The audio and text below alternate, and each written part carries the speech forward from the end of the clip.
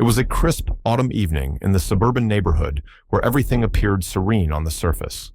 The houses were immaculate, lawns freshly trimmed, and children's bikes neatly parked along the sidewalks. Julia Anderson peeked out the large bay window of her living room, watching as the sun dipped below the horizon, casting a golden hue over the neighborhood.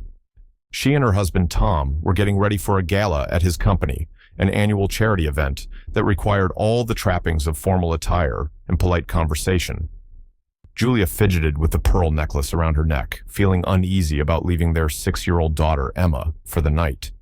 They had hired a babysitter from a reputable agency, but this would be the first time someone new would be watching over Emma.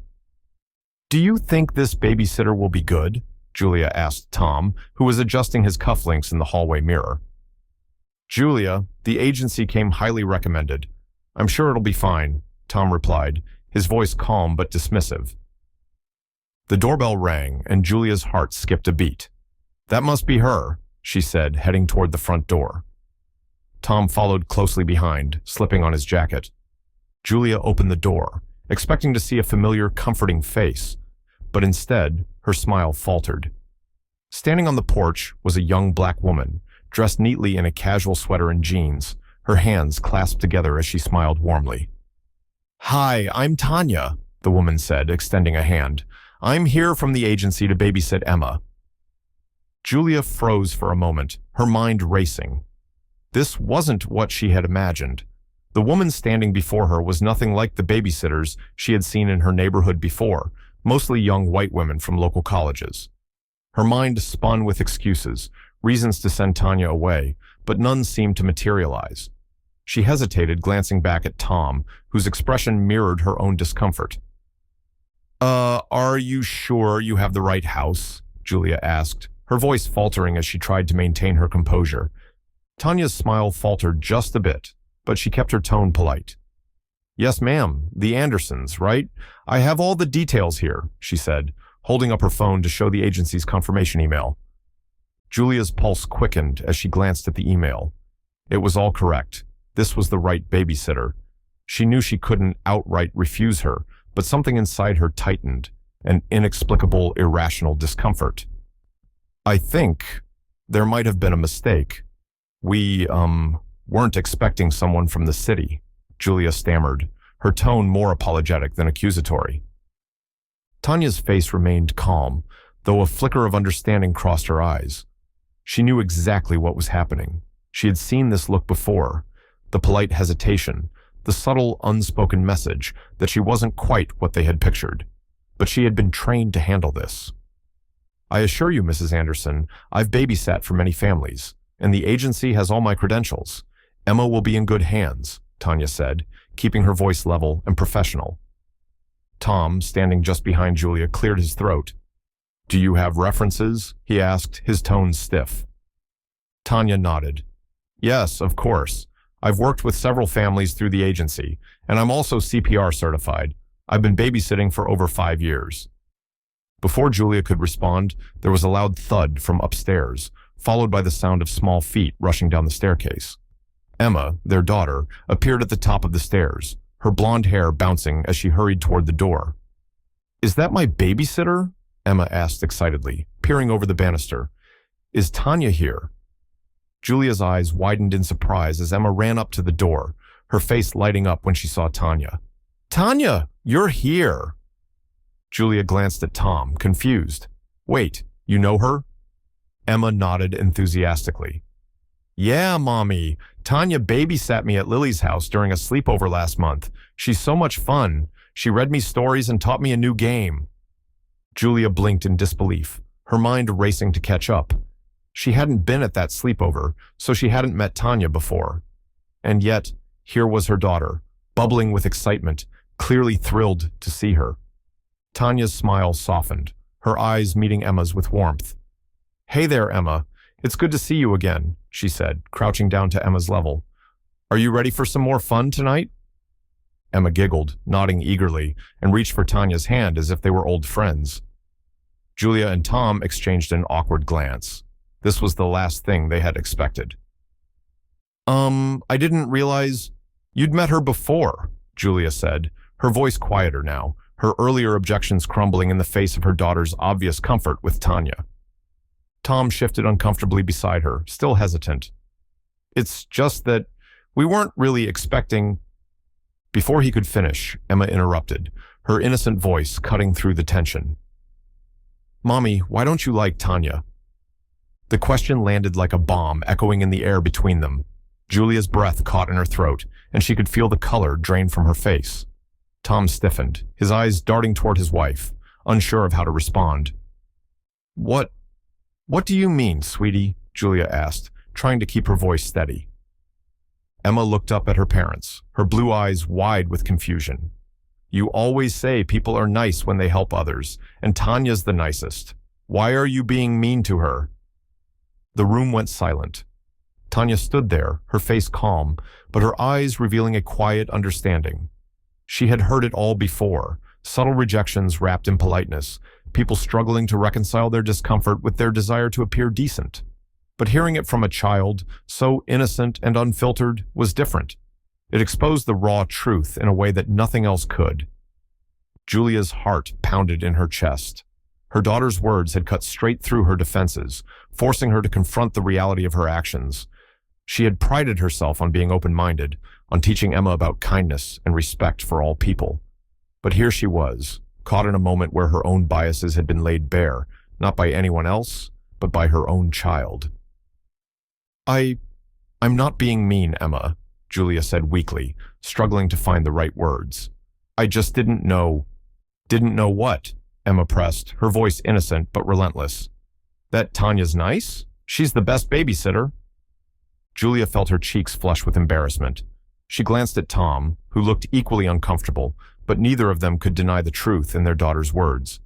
They had judged Tanya before even giving her a chance, and now their own child was calling them out on it. Tom cleared his throat, stepping forward. "Emma's right," he said, his voice more composed now. "We've been rude, and we owe you an apology, Tanya." Julia nodded, still feeling the sting of shame. "Yes, we're sorry," she added quickly. "We were wrong to make you feel unwelcome. We've just never had someone new before, and we overreacted." Tanya remained silent for a moment, her expression unreadable. Then she smiled softly. "Thank you. I appreciate that," she said, her voice kind but firm. Emma, oblivious to the tension, tugged on Tanya's hand. "Come on, Tanya, let's go play."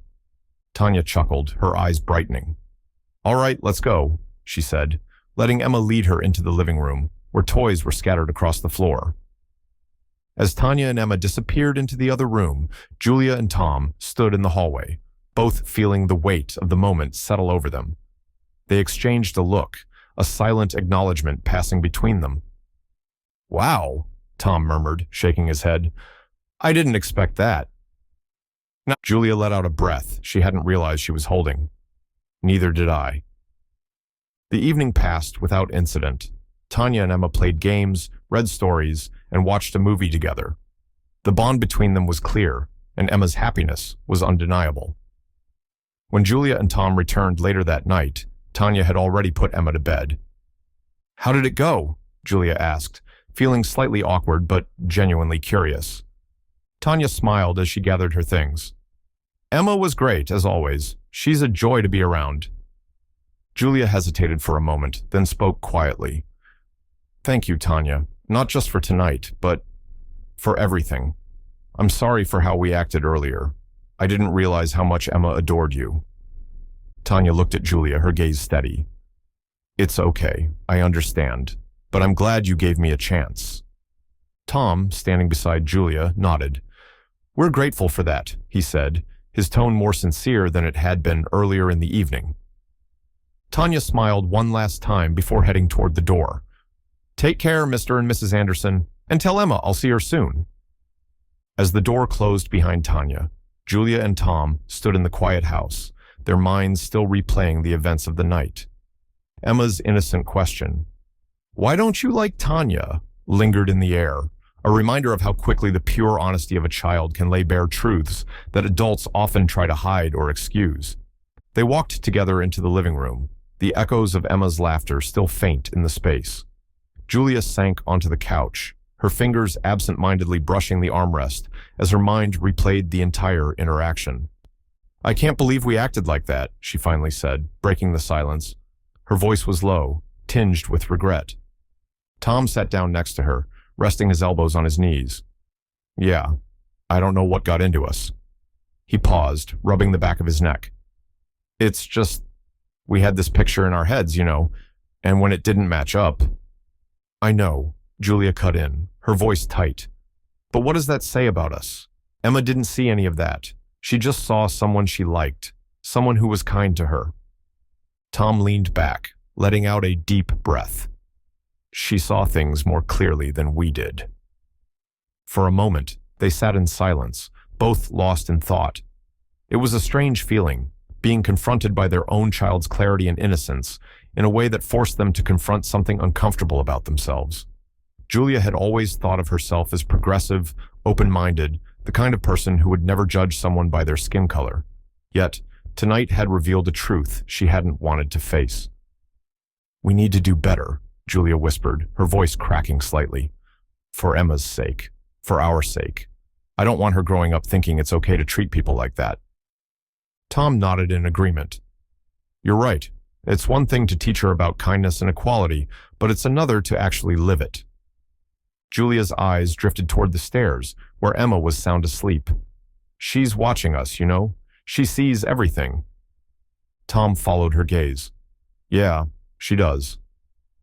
As the clock ticked softly in the background, they both realized that this was more than just a moment of discomfort. It was a turning point.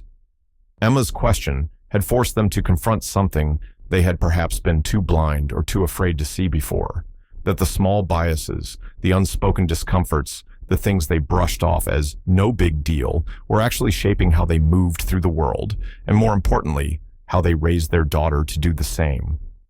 The next morning, Emma bounded downstairs with her usual energy, her blonde hair messy from sleep, and her favorite stuffed bunny clutched in her hand. "Morning, Mommy. Morning, Daddy," she chirped, climbing onto the chair at the breakfast table. Julia smiled at her daughter, feeling a tightness in her chest. "Good morning, sweetheart. Did you sleep well?" "Uh-huh," Emma nodded, already shoveling cereal into her mouth. "Tanya said she'll come back soon. Can she, Mommy?" Julia exchanged a glance with Tom before answering. "Of course, sweetie, we'll ask her to come back." Emma beamed and went back to eating, her small world still full of the simple, joyful truths that children often carry. Later that day, as Julia tidied up the house, she found a crayon drawing Emma had made the previous night. It was a picture of herself, Tanya, and Emma holding hands, with a bright sun shining down on them.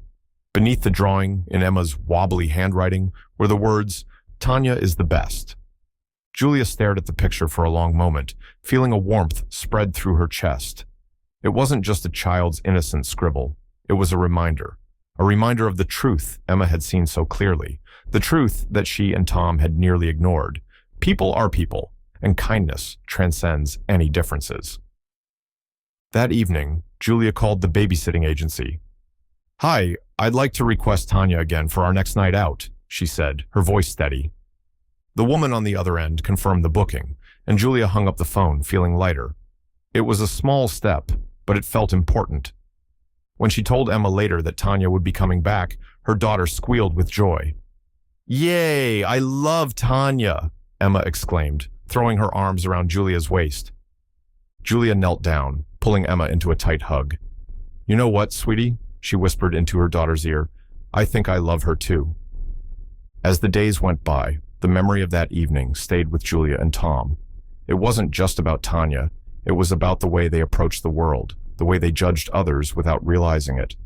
They began to catch themselves in small moments, questioning their assumptions, working to unlearn the biases they had unknowingly carried with them for so long.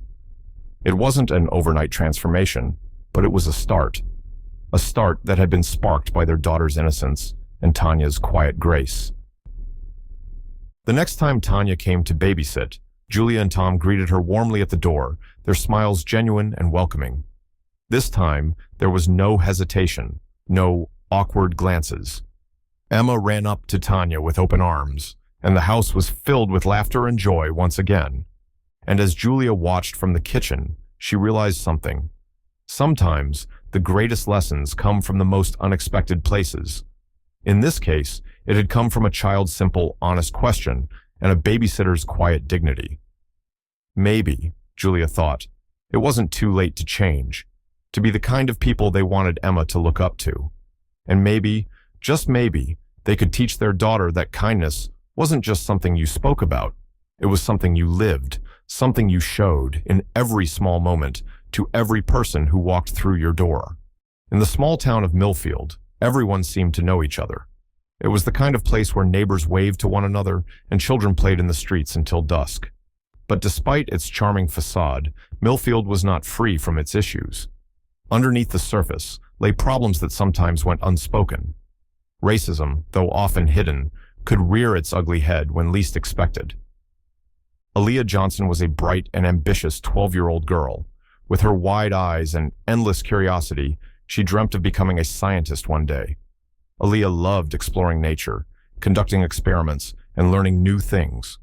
She lived with her mother, Sarah, in a cozy house near the town center. Aaliyah's grandmother, Mayor Clara Johnson, was a strong and respected figure in Millfield, known for her tireless work for equality and justice. One sunny Saturday morning, Aaliyah excitedly prepared for a school science project. She needed to gather some supplies from the local convenience store. The store was just a short walk from her home, and she loved the freedom of walking around town on her own.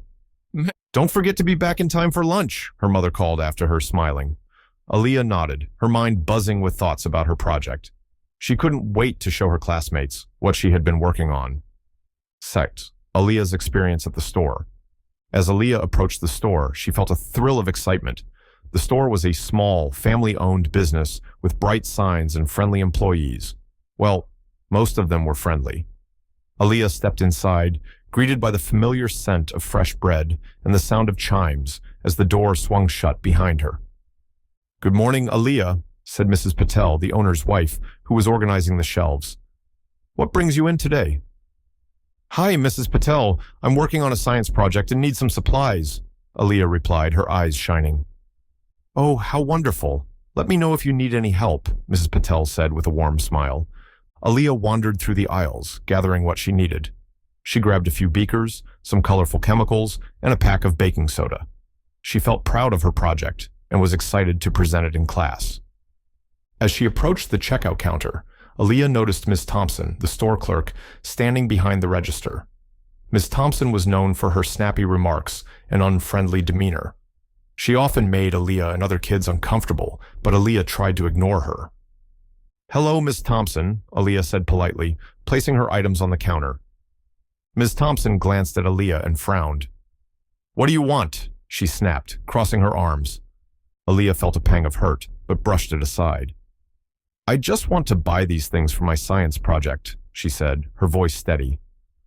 "Sorry, but we don't serve your kind here," Ms. Thompson said coldly, her eyes narrowing. Aaliyah was taken aback. "My kind? I'm just a kid trying to buy supplies." "I don't want to hear it. Just leave," Ms. Thompson said, waving her hand dismissively. Feeling humiliated, Aaliyah looked around for help. Other customers in the store were watching, but no one spoke up. She took a deep breath, trying to gather her courage. "I'm going to tell my grandmother," she exclaimed, her voice trembling slightly. Ms. Thompson sneered. "Your grandmother? She's not going to do anything. Just get out."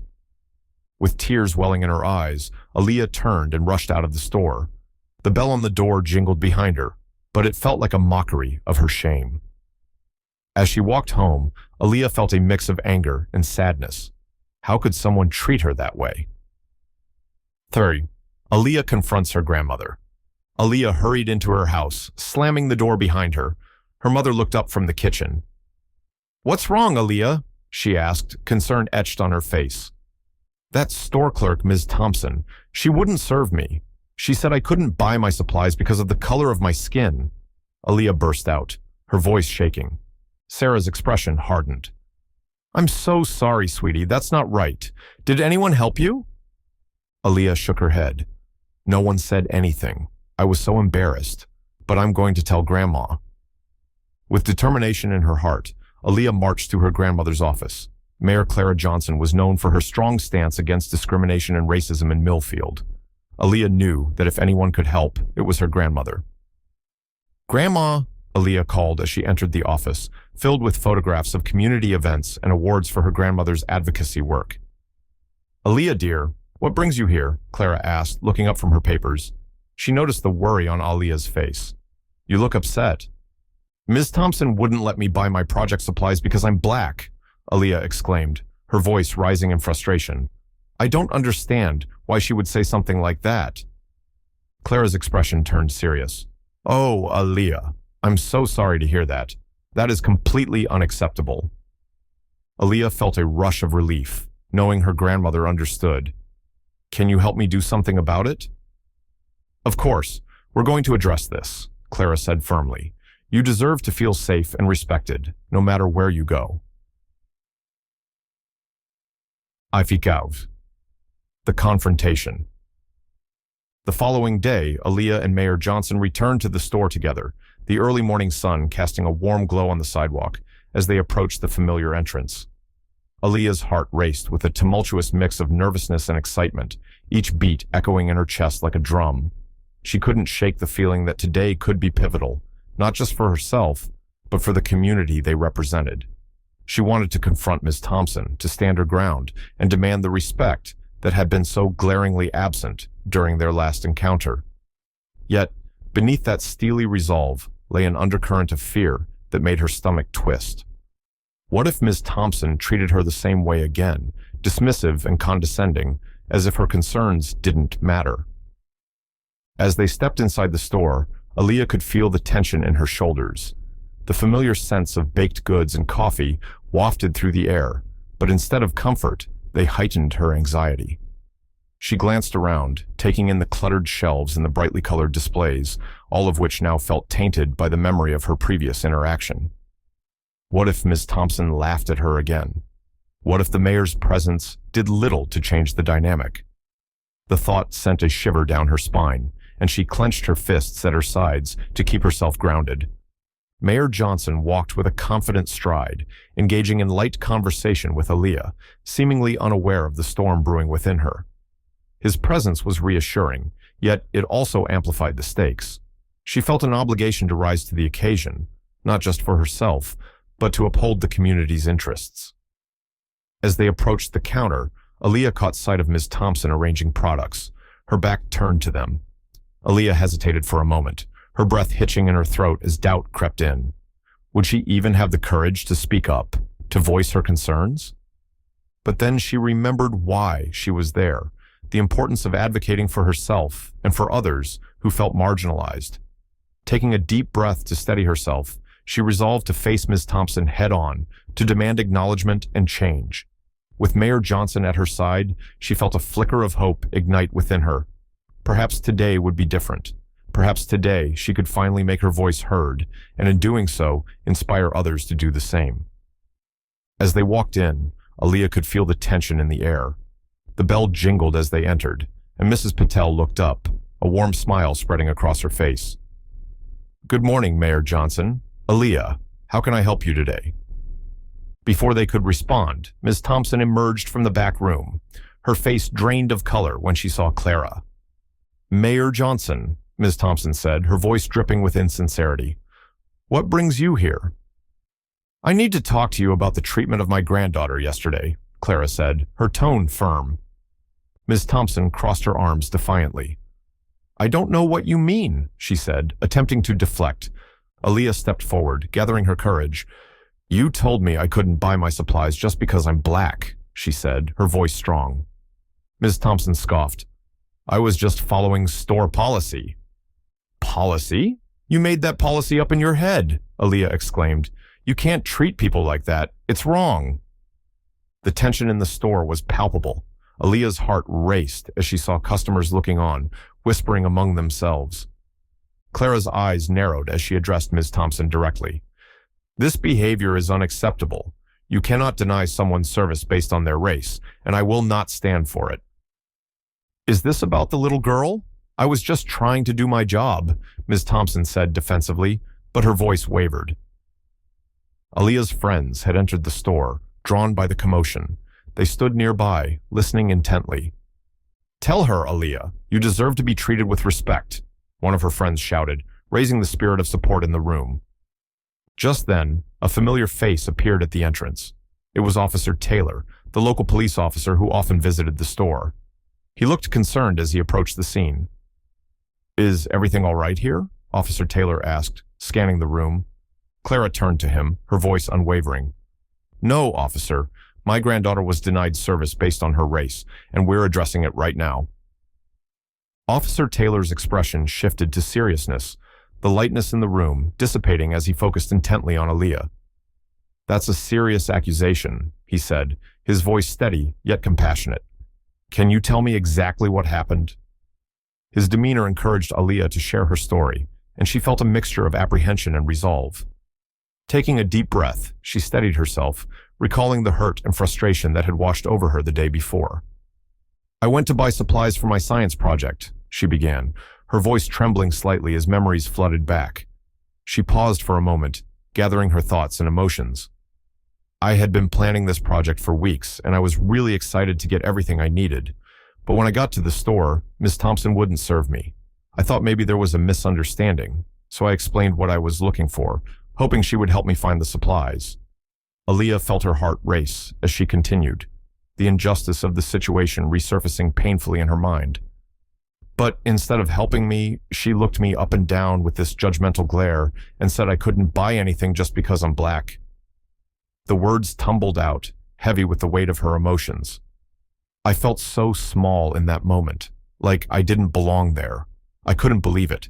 It was like she saw me as less than a person, and I was just standing there, stunned." Aaliyah's voice wavered, but she pressed on, determined to convey the gravity of her experience. "I had never experienced something like that before, and it made me question whether I was even welcome in that store, in my own community." As she spoke, Officer Taylor listened intently, his expression a mix of empathy and concern. He could see the impact of the incident etched on Aaliyah's face, the way her eyes glistened with unshed tears. "It's not just about being turned away," she added, her voice gaining strength. "It's about the message it sends. It's about being treated differently just because of the color of my skin. I don't want anyone else to feel like that. It's not right." Her determination ignited a sense of urgency within Officer Taylor, who understood the need for action in response to such hurtful discrimination. Aaliyah's courage to speak out became a catalyst for change, setting the stage for a crucial conversation about equality and justice that could not be ignored. The store went quiet. Everyone waited for Ms. Thompson's response, but she remained silent, her face reddening with embarrassment. The twist. As tensions escalated in the bustling store, the air thick with unresolved conflict, the store manager, Mr. Harris, suddenly walked in from the back room. He was a tall man with a serious demeanor, his presence commanding attention and respect. Known for his fairness and unwavering commitment to community values, he had earned the trust of both employees and customers alike over the years. His reputation as a leader who prioritized inclusivity and integrity preceded him, making him the perfect person to diffuse the brewing storm. "What's going on here?" Mr. Harris asked, his voice calm yet authoritative, immediately sensing the unrest that permeated the atmosphere. His keen eyes swept across the scene, taking in the charged expressions on Aaliyah's and Clara's faces, the defensive posture of Ms. Thompson, and the gathering crowd of customers who had paused their shopping to witness the unfolding drama. Clara quickly seized the opportunity to explain the situation, her voice steady but filled with urgency as she emphasized how Aaliyah had been treated unfairly. She recounted the dismissive comments and condescending attitude, her words painting a vivid picture of the disrespect that had taken place. Mr. Harris turned his attention to Ms. Thompson, who remained silent, her arms crossed tightly across her chest, a defensive posture that did little to shield her from scrutiny. He studied her face, noting the flicker of discomfort beneath her otherwise stoic expression. "Aaliyah, I'm so sorry this happened to you," Mr. Harris said, his voice sincere, resonating with a genuine concern that seemed to wrap around Aaliyah like a comforting blanket. "We have a zero-tolerance policy for discrimination in this store. I'll ensure this is addressed immediately." His commitment to action was palpable, and Aaliyah felt a swell of relief wash over her as she realized she was no longer alone in this battle. Ms. Thompson's facade began to crumble under the weight of Mr. Harris's words. "But I was just following the rules," she protested weakly, her voice shaky and defensive, as if grasping for justification amid the mounting pressure. It was clear to everyone that her attempts to excuse her behavior were falling flat, especially in light of the growing support for Aaliyah. Mr. Harris's expression hardened slightly as he replied, "The only rule you need to follow is to treat everyone with respect. No rules or procedures can justify disrespecting a customer or making them feel less than." His conviction resonated deeply within the room, galvanizing the onlookers and reinforcing the community's expectation of kindness and dignity. Aaliyah's heart raced as she realized that the tides were turning in her favor. This confrontation was not just about her. It represented a collective stand against intolerance. With Mr. Harris taking a firm stance, the dynamics of the situation shifted, and Aaliyah felt emboldened. She stood a little taller, knowing that she was part of something larger, a movement toward accountability and respect within the community. As the conversation continued, the atmosphere transformed, fostering an environment where voices could be heard and everyone was reminded of the shared responsibility to create a welcoming space for all. The sun was just beginning to rise over Maplewood, casting a warm glow over the quaint town. It was a Saturday morning, and the streets were slowly coming to life as locals opened their shops and families prepared for the weekend. In the heart of the town stood a small auto repair shop, Marcus's Garage, known for its skilled mechanics and fair prices. It was a place where cars got fixed and friendships were forged. Inside the garage, Marcus Johnson, a talented black mechanic with over a decade of experience, wiped his hands on a rag and surveyed the cluttered workspace. His shop was filled with the familiar sounds of tools clanking and engines humming, accompanied by the scent of motor oil and freshly cut grass from the nearby park. Marcus loved his job and took great pride in his work. He was respected not just for his mechanical skills, but also for his integrity and the trust he built within the community. However, today would be different. Today, the harmony of his work environment would be shattered by an unexpected accusation that would turn his life upside down.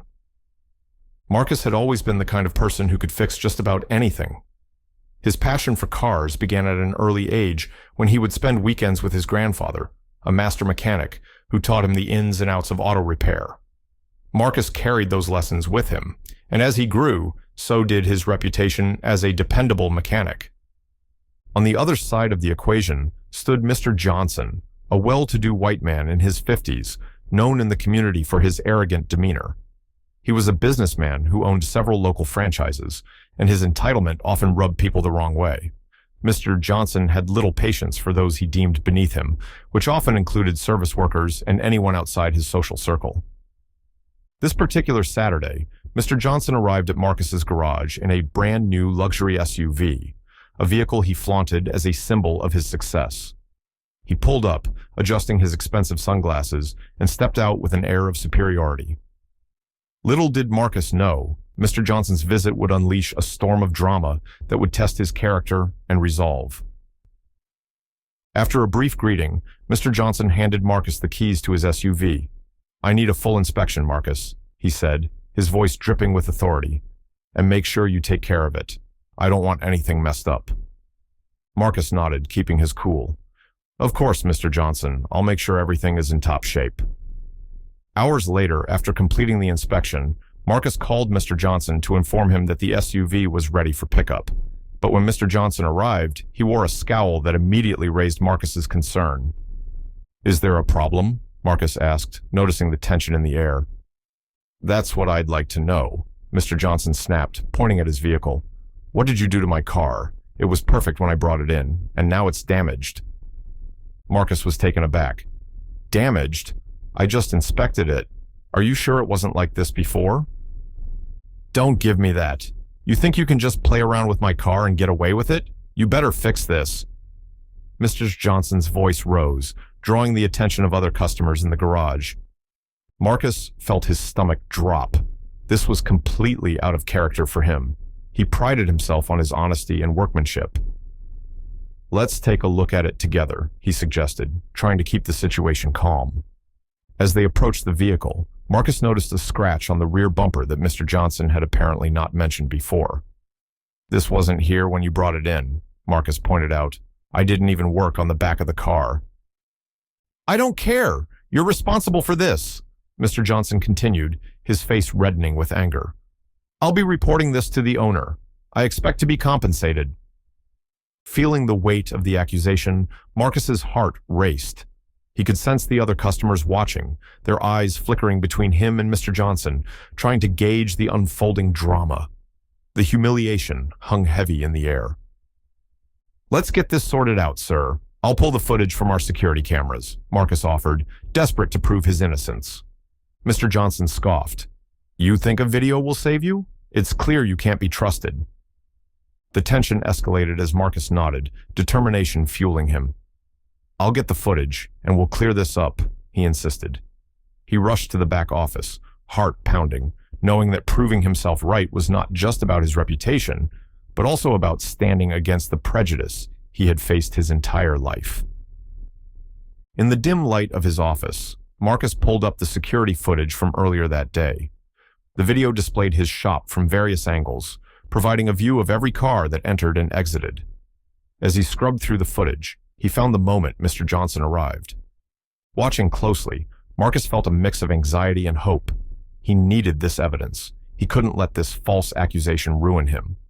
Then, there it was, a clear view of Mr. Johnson driving in, parking carelessly, and then getting out of his vehicle.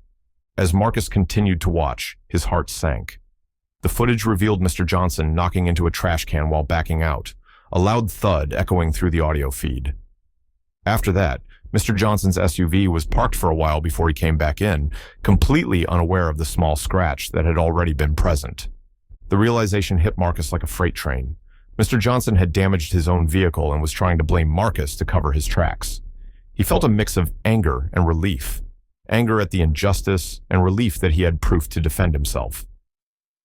Armed with the video evidence, Marcus gathered his courage and returned to the front of the shop, where Mr. Johnson was still pacing angrily.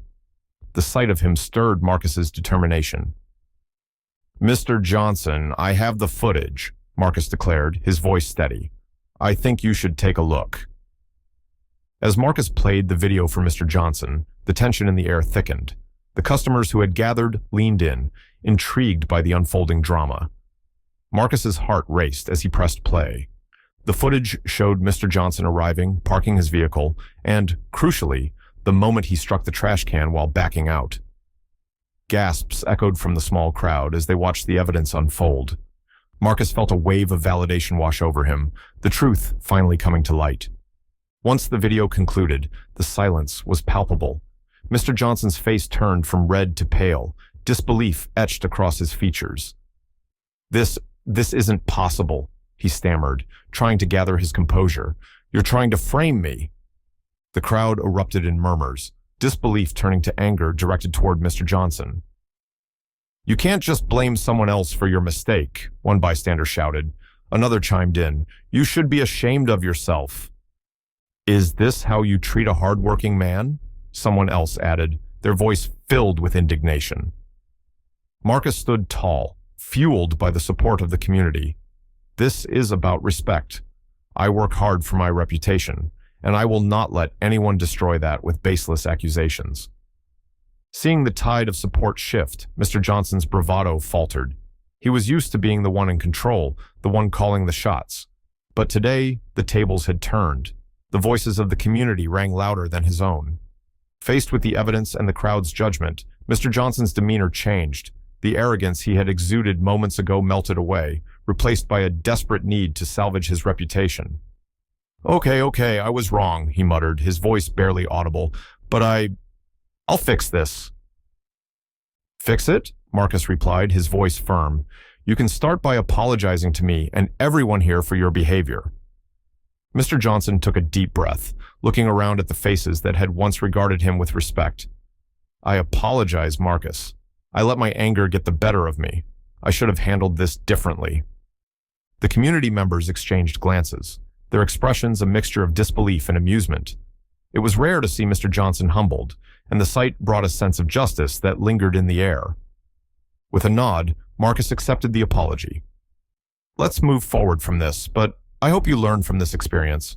We're all in this community together, and we need to lift each other up, not tear each other down. As Mr. Johnson left the garage, his pride bruised, but perhaps a little wiser, Marcus felt a wave of relief wash over him. He had stood up for himself, and the community had rallied behind him. The incident had revealed not only Mr. Johnson's shortcomings, but also the strength of the support that surrounded Marcus. Over the next few weeks, business at Marcus's garage boomed. Loyal customers flooded in, eager to support the mechanic who had stood up against unfair treatment. Word spread about what had happened, and the small-town mechanic became a local hero, a symbol of resilience and integrity. One afternoon, as Marcus worked on a vintage Mustang, he noticed a familiar face at the door. It was one of the community members who had supported him during the confrontation. "Hey, Marcus, we're organizing a community event to celebrate local businesses and show our support for you. We want you to be the guest of honor." Marcus looked up, surprised but pleased. "You really don't have to do that," he replied, wiping his hands on a rag and stepping out from behind the car. "I'm just doing my job." "But that's exactly why we want to celebrate you," the community member insisted. "You stood up for what's right, and that inspires us all. It's about time someone showed that integrity matters in this town." As the weeks rolled on, the preparations for the event continued.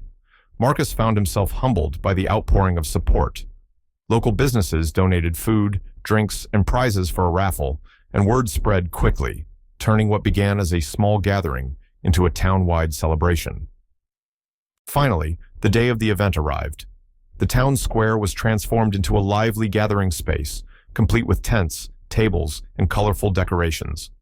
Families filled the area, children played games, and the smell of delicious food wafted through the air. A local band set up on a makeshift stage, ready to play throughout the day. As Marcus arrived, he was met with cheers and applause. The townsfolk had put up a banner that read, "Celebrating integrity and community. Thank you, Marcus." The sight brought a lump to his throat. He felt overwhelmed, realizing that the incident with Mr. Johnson had not only highlighted the importance of standing up against prejudice, but also strengthened the bonds within the community. "Marcus, come on up," the organizer called out, waving him toward the stage. "We want to give you a little something." As he stepped up, a hush fell over the crowd. The organizer began to speak. "Today, we celebrate a man who stood firm in the face of injustice. Marcus, your commitment to your work and the way you handled that situation with Mr. Johnson has inspired us all. We want to show our appreciation for not just your skills as a mechanic, but your integrity as a person."